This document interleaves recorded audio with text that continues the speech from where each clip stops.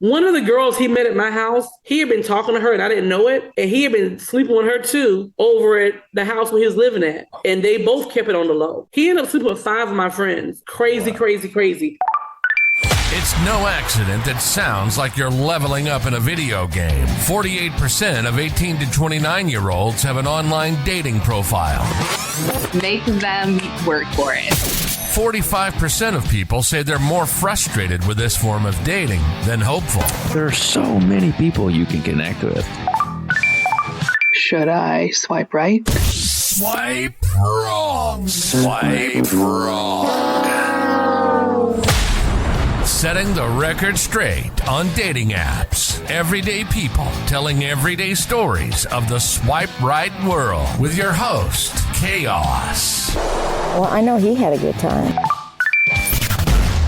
You know what happens here. Good morning, good afternoon, good evening, and of course, good night. You know how this works. Whenever we are here for you, whenever you are ready to listen to us. This is the Swipe Wrong Podcast. I am Chaos. I am the guy that gets to take you through the journey of the madness of the online dating world. This is the number one podcast amongst Disney villains everywhere. How we doing? How's it going? Doing outstanding? I hope so. Hope you're doing outstanding. Hope the world is treating you well. You're enjoying some sunshine, getting some negative ions, some vitamin D.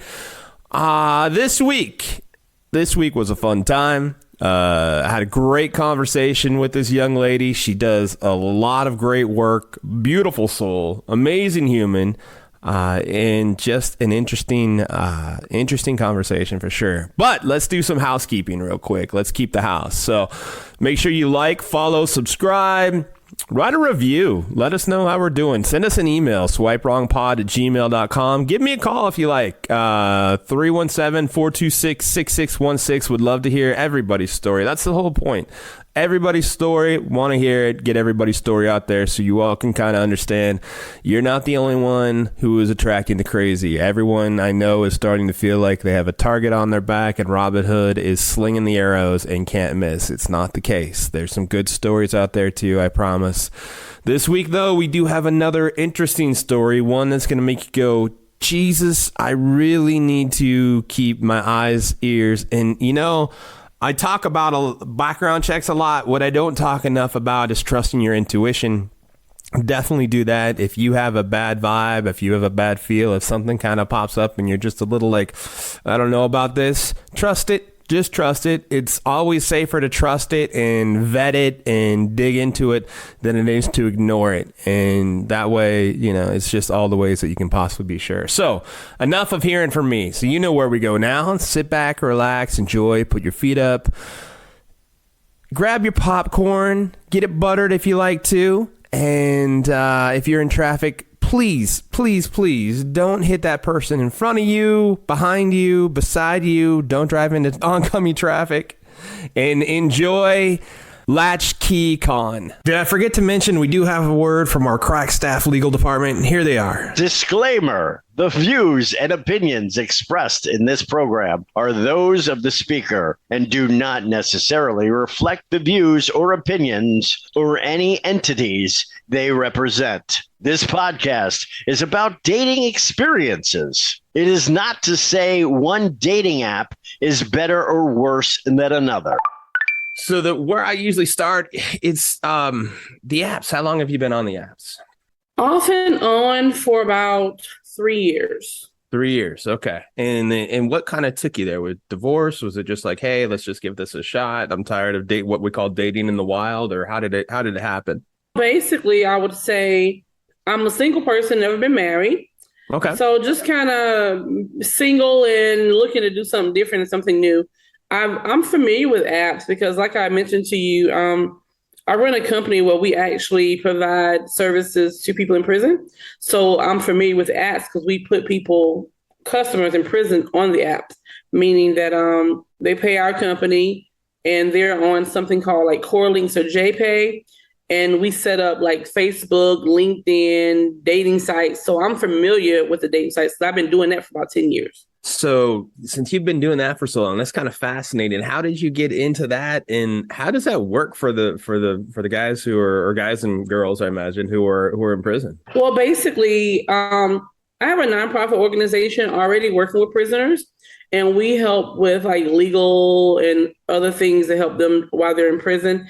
And I had a guy about 10 years ago say, "Hey, Tawanda, I know you guys are helping with like legal and people getting home, but while we're in prison, we still need to meet people and et cetera, et cetera."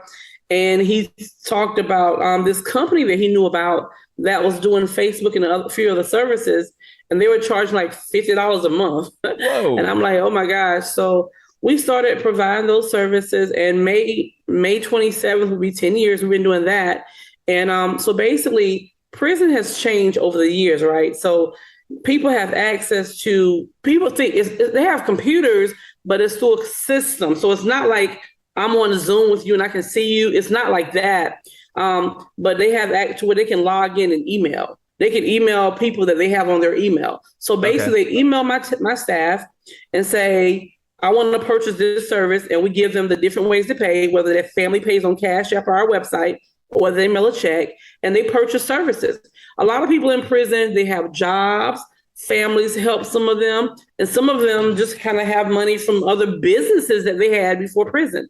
So they purchase services to stay in touch with family, loved ones, or some of them who don't have anyone, they want to meet people. So we put them on Facebook, LinkedIn, and then dating sites as well. It just kind of really depends on what they're looking for. We also offer tech services. So again, we're always studying the market for different websites so we can know what's going to be prison friendly, quote unquote. So I'm pretty familiar with most websites. Okay, so as far as the dating sites go, we'll just start there. Is it all the standard dating sites, or have you created your own brand, I guess, for the people who are in prison? We have not created our own brand. We were talking and thinking about that once. But the sites that we put them on are pretty much Tag, High Five, Moco Space, Plenty of Fish, eHarmony, Match. And I even have a few that are big spenders that get on sites like Seeking Arrangements. Okay. And Seeking Have Arrangements, you heard of that one? is that like, I said you couldn't even drink your coffee. I stopped. Yeah, like, well, just because like I'm like, oh, okay, this sounds like it's set up for a conjugal, but that's why I stopped and curious. Is that what that is, or am I just need to shut up and drink more of my coffee? Drink more coffee while I tell you. Seeking Arrangements is basically a sugar site. It's mostly people on there. Like this guy that we got on there is this Italian guy from New York that, is well-to-do, et cetera. And he's looking to meet a certain type of woman. And of course, you want to get on paid sites to meet better quality. And then, he's in a means to get someone he can spoil. So Seeking Arrangements is basically, it's a site. If you get on, if you're going to be the person you're going to be paying and you're going to meet someone, they're going to be looking for an allowance. Or sugar daddy or whatever. Or sugar mama. Okay. No kidding. So you facilitated that. So he said, I want on this one. And then do you create the account for him? And then you just say, here's your sign in and password. You're good to go. Just and all that. No. How's it go? My staff, when they send the money and sign up, remember, they can't see each other like me and you. All they can do is get on an email back and forth. So my staff is their eyes and ears. So basically, when my staff go and create the account, we do give them their email and password for safekeeping because they pay for it in case they get out of prison soon. They can have it, or just because it's theirs. But my staff will email them the profile. They email it back, filling in, they don't fill it in. They actually write in whatever the information is. But we actually run the site for them. We're their eyes, we're their ears. And then they pass messages to the different women or men. And they just kind of pass messages back and forth. The goal is the person in prison wants to meet someone and say, hey, Jane Doe, I'm in prison. I pay a company to pass these messages. So if you're cool with it, give me your email address or phone number, and let's cut the middleman out. Gotcha. Some people want to talk through the app forever. Of course, you probably know that already. Yeah, but some people say, okay, you know what? I'm with it. I'll cut the middle person out. So let's talk. So we have people, we've made love connections. We've had people get married. Really? We've had so many people get visits in prison through getting them on dating. So, yeah, we had a guy that went home a couple of years ago. He was in prison and he was just kind of doing his time. He met a girl on Tag, ended up marrying her. He had a business before prison. She had a small struggling business. He leveled her business up and they bought a big $500,000 house in Atlanta. Yes, we have a lot of incredible stories. That's pretty awesome.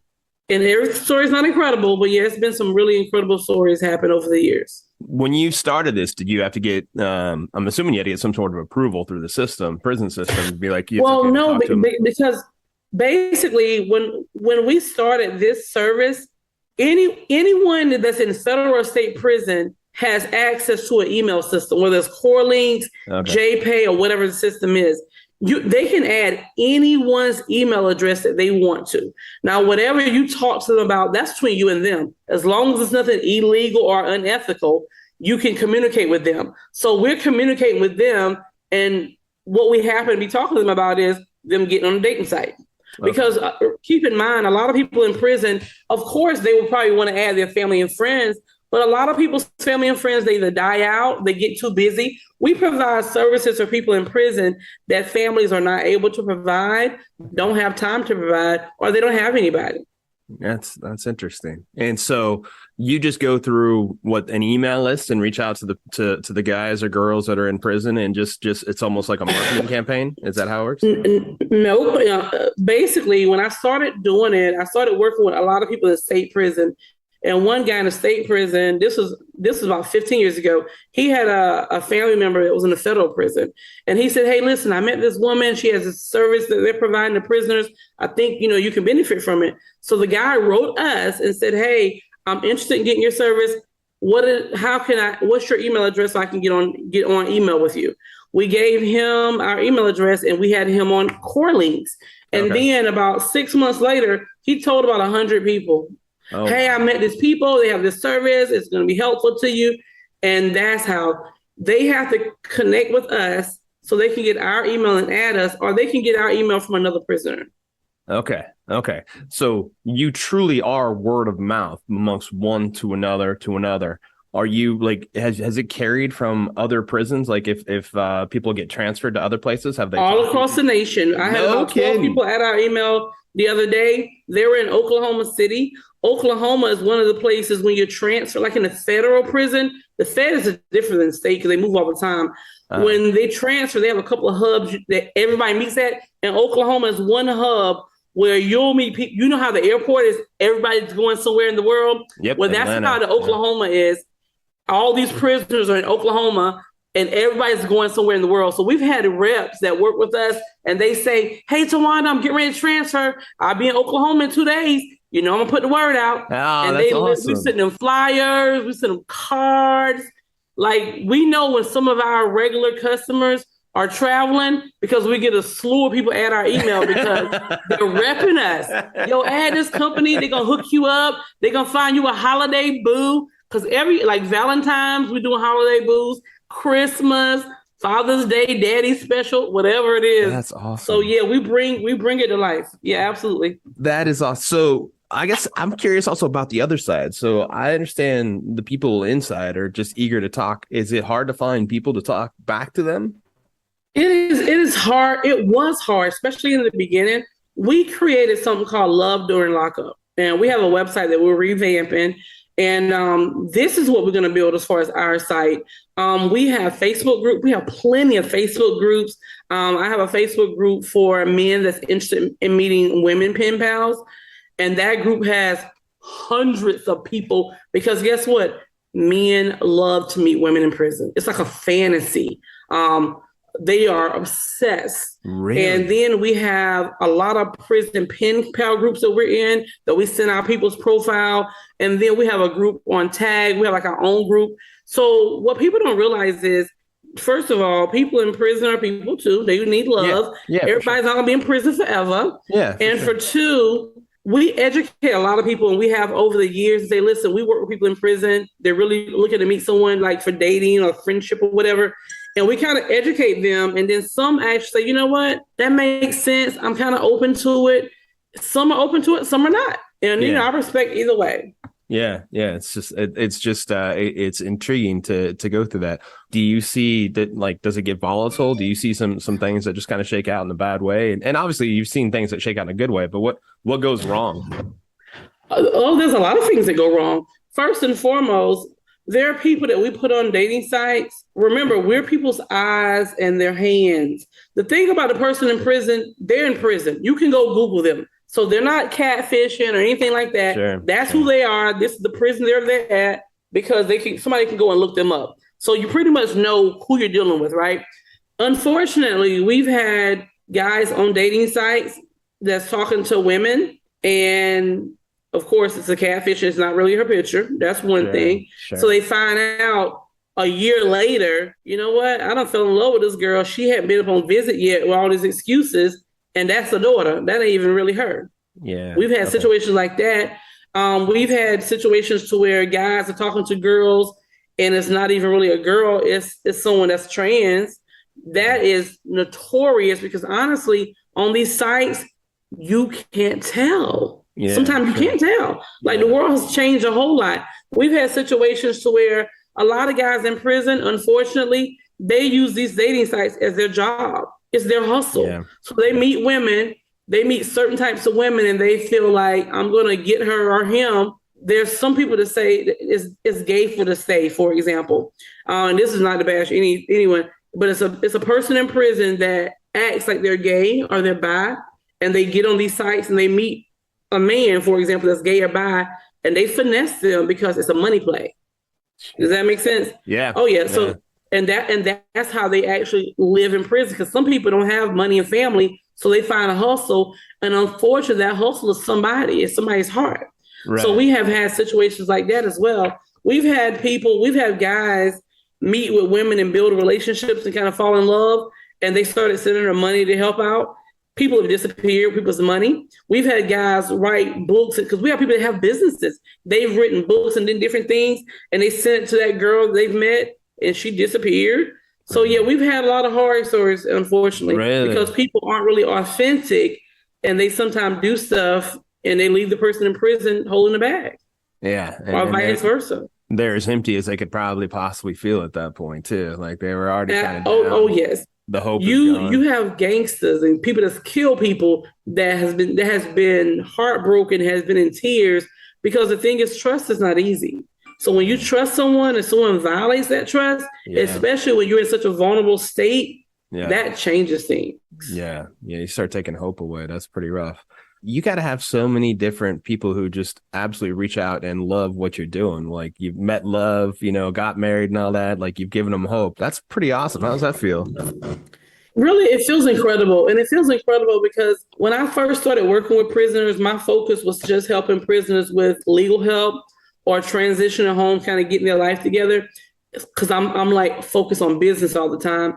And then what someone told me in prison was, hey, Tawanda, I understand you focus on the business aspect. We appreciate it, but we need love too.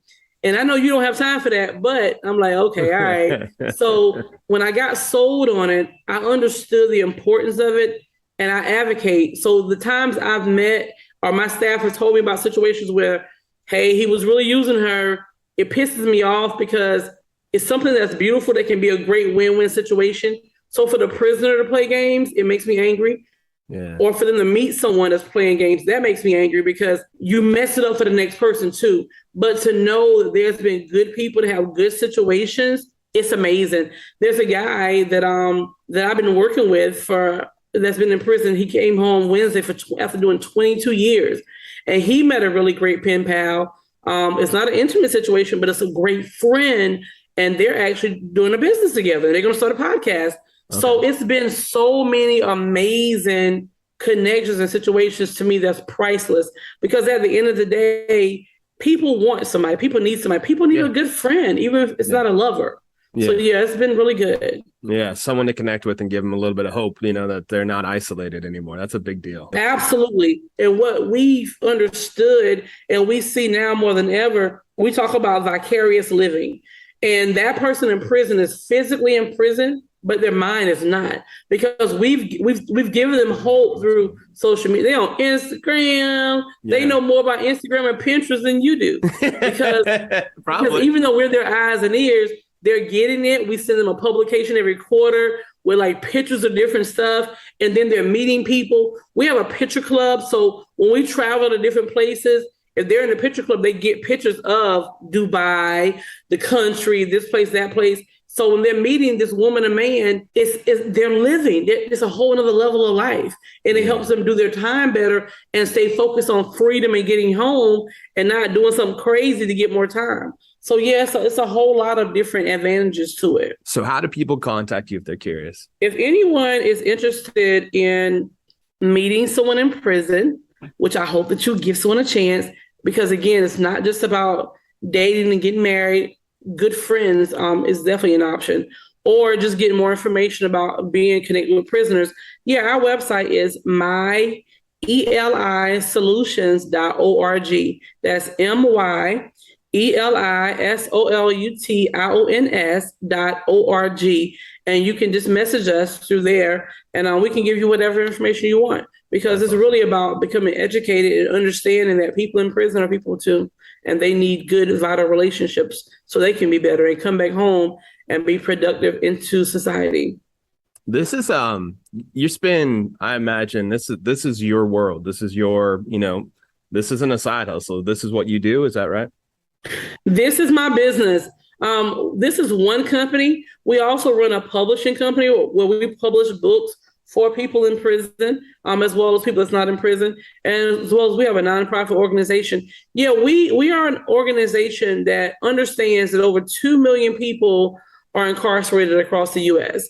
and 8 million are under correctional control, meaning probation, parole, et cetera, and that prisons are continuing to get more people. And it's a problem. It's an epidemic. Yeah. And a lot of people don't realize that this affects everyone. And it affects everyone because, for one, you can be one step away from somebody doing something to your loved one and you knocking them out and they not get back up and you're going to prison, or you being a victim of home invasion, sexual assault, anything.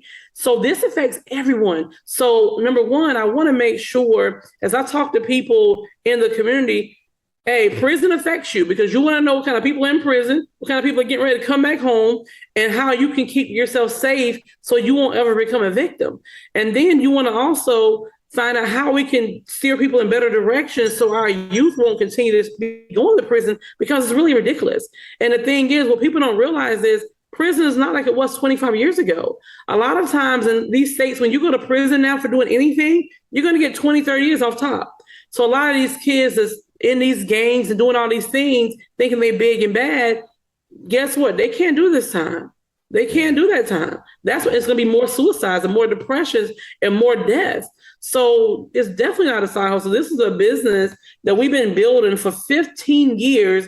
We work with thousands of men and women across the nation. And we also work to keep families encouraged, because sometimes the person that goes to prison, that was the breadwinner. So families have become homeless and in poverty because that breadwinner, whether it's a drug dealer or not, is in prison now. We also have an academy where we teach skills. We teach skills to prisoners. Anyone that's in prison that signs up for our academy, we teach them credit building, business credit, personal credit. We help them start a business like trucking business. That's a real huge business for truckers. We also work with their family members, because when we help people build skills, then people can channel that energy to something positive and progressive and learn how to make legit money. Because 25 years ago, people only knew how to go rob, steal, and sell drugs. But guess what? Now with an 800 credit score and you're building business credit, you can go buy a truck. You can go do Airbnb. You can go do Turo. So we actually teach people businesses so they can have a different skill. And guess what? For a person in prison or for a hustler, it's another hustle, but it's a legit hustle. And it can make you 6 to 7 figures plus. That's awesome. How did you go from, you've added phases. So did it start with the dating and go to the publishing and then go to the business management? I started this company because with where I'm from, which is a small town in South Carolina, I was looking for one of my classmates that had went to jail when we were in 10th grade, and he did 10 years. And then he got out. And when I went back to my hometown, I was looking for him, and they said, oh, he's back in prison. And I'm like, what? He had went to prison for a bogus charge. So I got in touch with him. I ended up meeting his cellmate and some different people. And I started kind of advocating for them. They were having problems in prison. They had rat problem. They had issues with the food was horrible. And then I started helping their family members. And a lot of the family members were people that they didn't have a lot of education. They really didn't know how to do stuff. They didn't have the power to pen. So I would show them how to write stuff up. So I first became an advocate for people in prison that were being discriminated against. I had people that were like Muslims and their wives was coming to visit them. The prison was making them take off their hijab, which is against the law. It's a violation of their religion. So we started there. Then I've always been passionate about law. So I partnered with several attorneys that would donate time and help people in prison with cases pro bono. So then we started doing cases. Start doing legal, which was amazing. We helped so many people get free, give time back. So through doing that, I met people in prison and they said, oh man, I'm in prison. I don't have any money. I got 20 books I've written, but they don't have any money to publish them. So then we said, you know what? We're going to find people that don't mind helping, donating editing services, typing services. And I'm going to see how I can help you with some of those books. However, when we get the books published and you make money back from the book, then we got to offset and be able to pay something back to people that donated it, et cetera. So that's how we started publishing. And the last thing that came along was the dating services, because we had everything. We're like, people say like, you're like the Amazon when it comes to prisoners, because we do everything. And what we don't do, we are partnered with someone that does do it. That's awesome. So let me go here then. So your journey, your story through singlehood and being on the apps for 3 years, I'm sure is intertwined. So like, how has your dating experiences been? Because I'm sure you've shared this and some people have been like, or what the heck is that? When I first started getting people on dating services in prison, I was never going to get on there because I never wanted to be on a site that I put someone in prison on and they hit my profile up. Like that would not be good. Like I'm all about professionalism and not being a conflict. But yeah, so I've been off and on certain sites. So I get on a paid site, first of all, and make sure people are not probably on it. But it's been leery because honestly, you see so much happen on these dating sites. Like they're not going to catfish me because I'm free and they're free. So we're going to be on video chat within a day or two. But I know people are full of shit. I mean, people are just not really authentic. So my experience has been crazy. And unfortunately, I'm not on any sites now actively because I'm just kind of disgusted and disappointed with a lot of these sites. A lot of them have bots, for one. And for two, as soon as you get it on a site, people, hey, baby, what's up? I inbox you something. And then they inbox your dick picture. And that's insult. Like people, what's one guy said, you act like I killed you. I said, you didn't kill, but you disrespect. Like, why would you do that? How would you? I mean, and a lot of these sites, regardless of what the sites are, they think it's an online booty call site. They think every site is a site where they're going to meet up for sex. They think it's Craigslist personals, right? And they're looking for really one night stands. And that really kind of has put a bad taste in my mouth. Yeah, it's like some will make it out to be old school Backpage from exactly. Yeah. So you know about Backpage, right? What you know about Backpage? Look, there's this one time at band camp. No, I'm just kidding. No, just familiar, just definitely familiar back in the day before internet went nuts. Like that was where the hey, I'm just looking for a massage, type of ad would be. Yeah, so bring some roses. Yeah, exactly, right. And then I will make a house call for a massage, and that was it. Did you have any was it mostly just guys just saying, hey, let's hook up, or was there anything more nefarious or just some bad dates too? Now, all right, so let me tell you. So first and foremost, if someone inboxes me something, then I'm blocking them and we move forward. I met a couple guys that I had a great conversation with, but also, Chris, honestly speaking, like again, I used to be a social worker, and I'm really and what I mean by that is I'm in tune with people. I listen to the words. Know I'm good with communication. I met several guys that we just kind of like had really great communication going back and forth. I'm a really great listener. So then I found myself being a counselor because they was really depressed and stressed out and they had issues with their job or their baby mama. So that was kind of annoying. But I met this one guy, and this is what I want to tell you about. But before I tell you about that, I gotta tell you about a Backpage story really, really quickly. Okay, please. We had this one I gotta put this story out because it's crazy. And we had this one young lady in prison, and she had met our company about 2 months before she went home. She heard about us. She was getting ready to come home. A lot of these women in prison, they're in prison for selling drugs with their man, prostitution, or they were on drugs so bad they would do anything, even robbery, to get money, right? I didn't know. We don't look them up. We don't do anything because we're not judging people. She signed up for our services years ago because I think Craigslist was out there. And when Craigslist was out there, we had hundreds of women because they eat off Craigslist. Eat meaning men are obsessed with women in prison. They spend money because they want to be on the phone with a woman that gets them off. Anyway, we met this girl for 2 months. We put her on the site. She met a lot of guys. She was excited, whatever. All right. She came home from prison and she contacted my company and said, hey, I'm home and I want to see how I can still pay y'all. And we were like, you're home. You can do this for yourself. She was like, well, I don't really have time. I'm going to be looking for a job. I want y'all to put me on the site again. And she went and got like a prepaid card to send them money or whatever. I didn't really know what was happening. But anyway, she wanted to get on Backpage. We had never put people on we had used people on Craigslist and not Backpage. Right. Long story short, Chris, after 3 or 4 days, and she paid for like 3 months. After 3 or 4, wait a minute. And when she went home to a trailer and to a brand new truck that a guy from Craigslist had bought her. Hello, somebody. Shit. Okay. So after 3 or 4 days of her calling us, harassing us, getting us the money, we put her on the site. We gave her the login and password because she didn't know how to set it up. That's what it was. And we gave her the login and password, but we hadn't heard from her. Like, we was like, what happened to her? Did she log in? Did she not log in? So we logged into the site. She had hundreds of messages and we didn't know what happened to her. About 3 or 4 months later, she contacted us. She had gotten locked back up. Oh, shit. Whatever her charges were before, she got locked up for prostitution and was getting ready to be in a federal investigation or something. So she was like, well, I hope they don't contact y'all and thinking y'all my accomplice. And we were like, wait a minute. What? Hold up. Listen, we was like, listen, lady, we're done with you.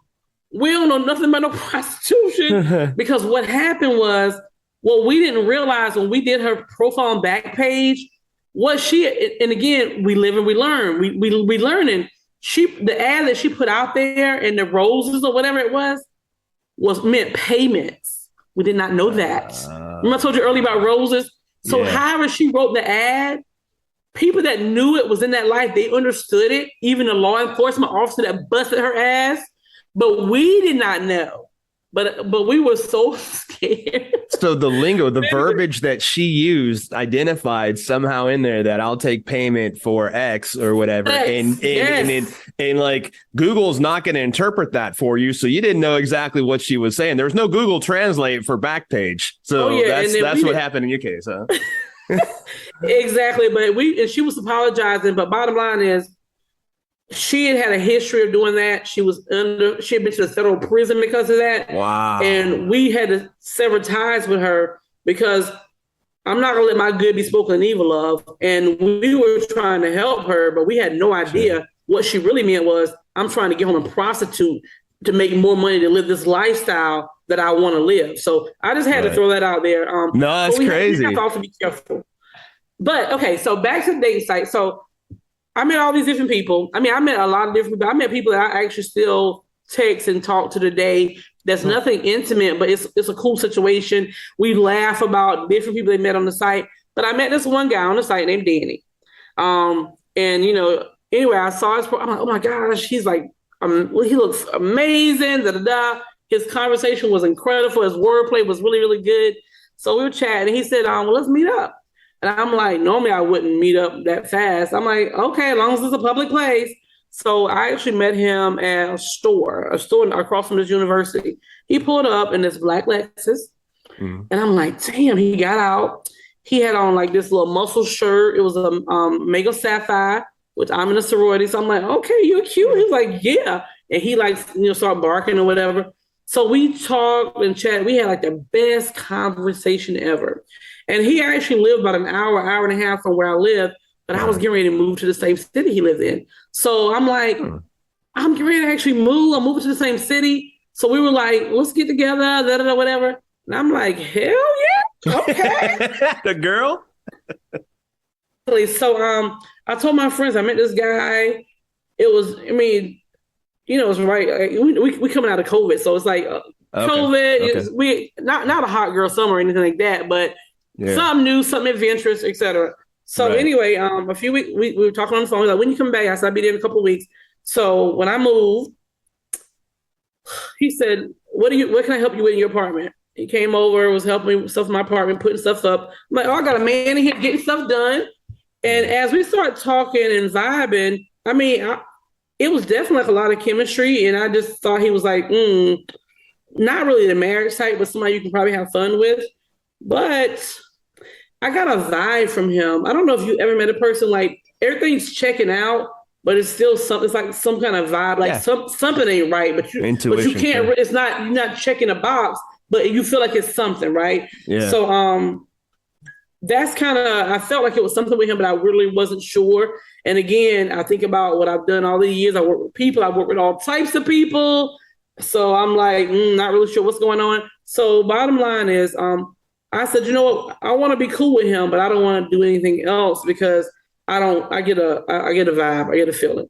Yeah. All right. So fast forward, we started hanging out. He was coming to my house on a regular basis. We was playing cards. We ended up kind of becoming really, really cool because I liked him as a person, but it was just something about him I couldn't put my finger on. And then also I was asking him certain questions about where you're from, and he just was a little vague. And he lives in a condo across town, et cetera, et cetera. So one night, one of my friends came to visit, and she kind of hit it off with him, and she slept with him. And I'm like, damn, all right, I guess it's okay. Another week, one of my other friends came. She hung out, and she slept with him because he's a really good-looking guy. Right. And then he ended up telling me that he actually lived with a girl. I'm like, okay, maybe that's what it was. Uh-huh. So, you know, everybody's a private investigator these days, Chris, right? Absolutely, friends of the FBI. So I said, you know what? This guy's hanging at my house. He told me he had this nice black Lexus, and that he actually, for profession, he always carried around like the business checkbooks. And he said he installed carpet in people's house. And my apartment actually had tile floors, and I really wanted carpet. So he actually gave me a really good estimate. So I thought to put carpet down, and he brought me the estimate on the letterhead for his business and stuff like that. So I said, you know what? Let me do a little bit of investigation. So I started, I Googled his name. There was a whole bunch of Danny's with his last name that he had.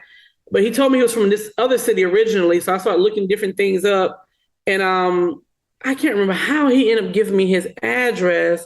But I used to work for a company where we paid utility bills for people. So I ended up contacting the utility company. Oh, nice. Saying, hey, so I'm calling on behalf of so-and-so, verifying the balance because, so basically I used a skill that I had from a previous job many, many years ago.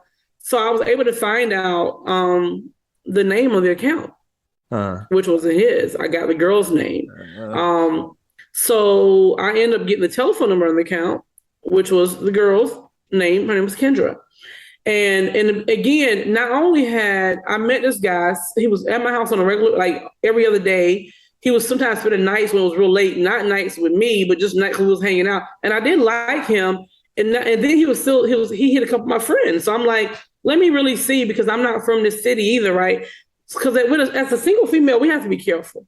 For sure. I broke one of my rules with letting somebody who I don't really know come to my house off the jump. I really shouldn't have done that.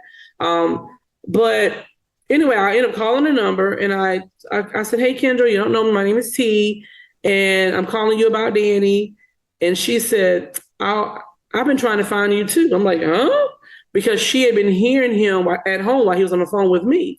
So she said, I think we need to talk. And I'm like, yeah, I think we need to talk. So I ended up going, like a dummy, ended up going over to their house. And again, as I'm thinking about it now, I really shouldn't do that either, because that was kind of dumb because I don't know them. I went over to her house, and what I found out was it was her condo, not his. Right. And her name was Kendra. She had twin daughters that were 10 years old.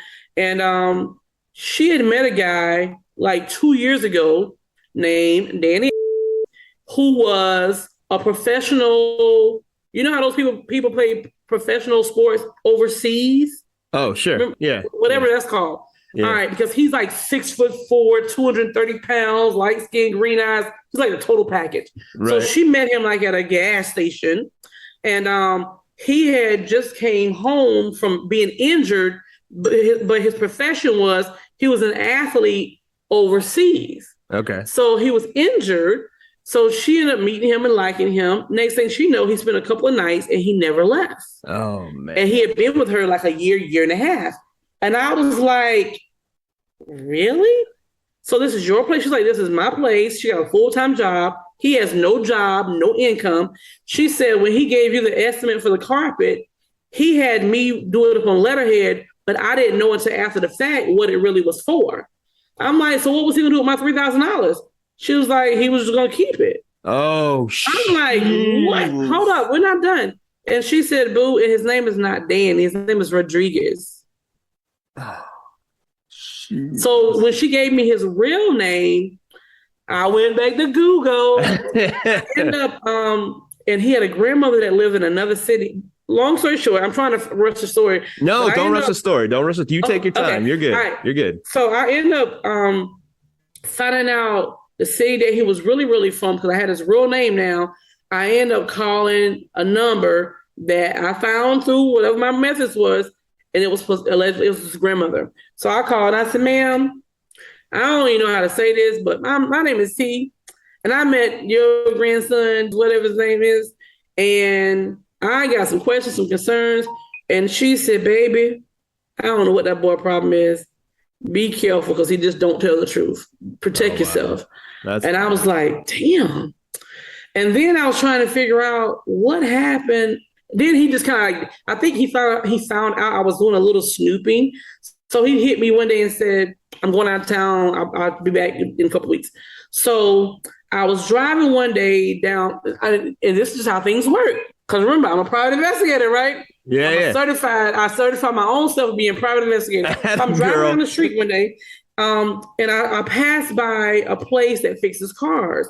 And I don't know why I happened to look over and in behind some cars. You know how you have a car and I guess you take it to the shop to get fixed and maybe you don't have the money. So they put it in the back of all the cars. Yep. So I happened to look over and I saw a black Lexus. I said, so I pulled up to the place. I said, oh my gosh, I'm checking out some cars.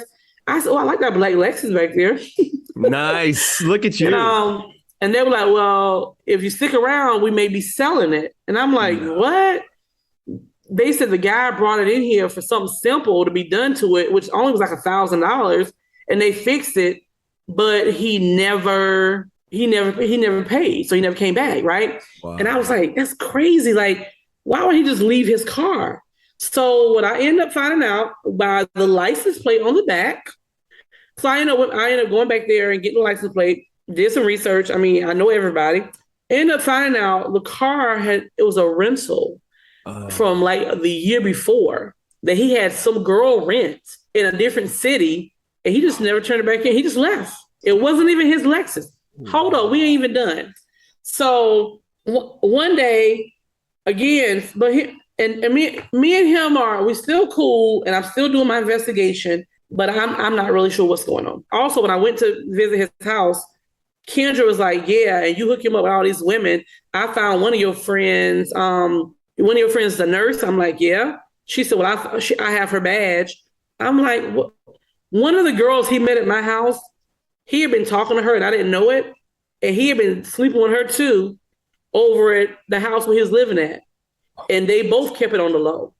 He ended up sleeping with 5 of my friends. Crazy, wow. Crazy. Right. So one day I was at my job. And he called me. I think I was seeing the client or something like that. Anyway, he called me and said, hey, listen, at McDonald's, getting ready to get something to eat. And then I was just kind of hanging out. What time are you going to be home? I said, probably about an hour or two. He said, I'm going to come out and get your key and I'm going to hang out. And I was kind of like not comfortable with that, but I'm like, okay.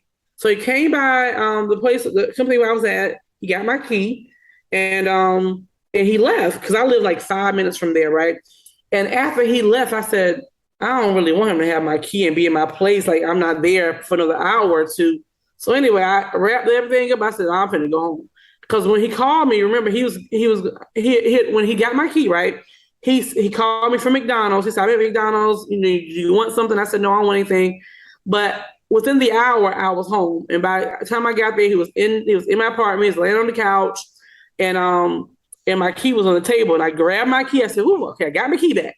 Yeah. So, three things, and I'm gonna be done with this. So, a few weeks later, when he went out of town or whatever, one of my next door neighbors has said, this guy I knew next door was like, "Man, you live right next to me. You won't even let me get no key, but you got old Danny with a key." I said, "What are you talking about?" Oh, he said, "You gave him a key to your house, so he's always in and out your house." And I'm like, "What are you talking about?" What I found out was that time, like a few months before, when he came and got that key for me, and he left where I was, and he went to McDonald's. He wasn't at McDonald's. He was making a copy of my damn key. He had probably been to McDonald's earlier that day, because when I came home, there was a McDonald's cup. It wasn't no one food, it was a cup. Right. As I'm playing all of this back in my mind, because there's only one time he ever had my key, and it was only for like an hour, no more than an hour and a half. Right. He made a copy of my key. Wow. And remember, I had just moved into his apartment because I wasn't from that city. Yeah. So I would go back home to visit my family every other weekend, because he was always at my house. So he knew my routine. You understand what I'm saying? Yeah. So, and remember, and where I live, I don't deal with a lot of people. I happen to know the one guy across the street named Champ, but everybody else like older people or people that's booked and busy. So he was able to go in and out my place, and people wouldn't think anything because they always see him there. Sure. You know what I'm saying? I felt so violated. God. I couldn't even believe it. So I'm Inspector Gadget at this point. I did not tell him that I knew. I felt like I was so mad. I was so angry, but I still didn't confront him, because I was just wondering, like, what is the big plan? Like, what do you want? So I ended up getting my dad to come and change the locks on my door. He put like security stuff to my window. So I said, the next time I go home and he try to come back, he'll see, can't get in. But one day, there was another girl that I had met that he was dealing with that lived like in another city a couple of hours away. And he every time he would meet a girl, he would call and say, "Oh, this is my BFF," because he knew at this point we're just friends. So when he called me with this one girl, I had her number. So I was at this point looking for him to figure out, like, what's his end game, what's going on. I didn't know if I was going to call the police. I didn't know what I was going to do. But I had this girl that I met through him, not Kendra, but another girl that lived in a different city. So I called her one day. I said, "Hey, you remember me? I'm T." She said, "Oh, yeah." Now, at this point, he's going by the name Rod. His name is Rodriguez. So he told me that's just a name he used when he meet people. Just call him Rod, right? Oh, so I called the girl. I said, "Hey, I'm T. Remember Rod called?" He said, "Yeah, how you doing, T?" I said, "I'm calling to talk to you about something, and I don't really know how to have this." Because one thing, Chris, you got to realize, when a woman meets a man, ain't nothing you can tell that woman about that man. If her nose is open, she's really all into him. I said, "I don't know you." I said, "But I want to talk to you about him, but are you open to listening? It's not going to be good." She said, "I'm listening to what you got to say." I said, "He's not who he say he is. He's a scam. He's done a lot of things. I told her a few things he had did, and she laughed in my face.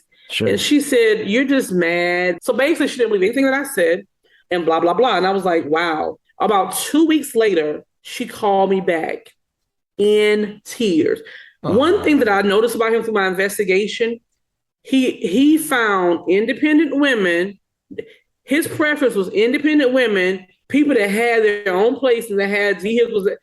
You had to have something that he could benefit from. Yep. Because he didn't have nothing. Wow. You understand what I'm saying? Yeah. So Kendra had a great job. She had a car. She had this. She had that. I had just moved to the city. It was stupid. So this girl, this lady, and this lady was older. She was like a widower. Her husband had left her really well to do. So when she called me that day, she was in tears. And she was apologizing that she didn't believe me. And she told me that she had a room in her house that she kept locked at all times because it was her antique room. Because she was into like different types of valuable heirlooms and antiques stuff that she said it was millions in that room, like millions worth of stuff, which is why she kept it locked. And of course, he knew about the room because he kind of moved in. And, she said he was always so fascinated with like everything in the room. He just couldn't believe that she had all this stuff, So basically, he started borrowing her car, taking her job, 'cause she still worked her job, and keeping her car, et cetera, et cetera. Well, one day he did not pick her up from work. So she ended up getting a ride home, and he's not there. And the antique room is broken into. And antiques and heirlooms are gone. So she contacted the police. She called me. She wants me to talk to the police. I'm like, now hold up, lady. I'm talking to you. Now you want to get me.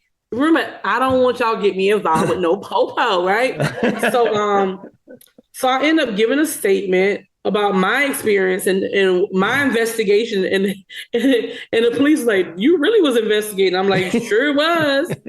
And they added all this to this report, but she had stuff from like her great grandmother, her husband that had died, stuff that is not replaceable. Like she was done. Like she just could not believe that she was so hoodwinked by this green-eyed bandit. Yeah. And probably about 4 or 5 months later, one of my girlfriends called me on the phone and she said, T, turn on the news. I'm like, what?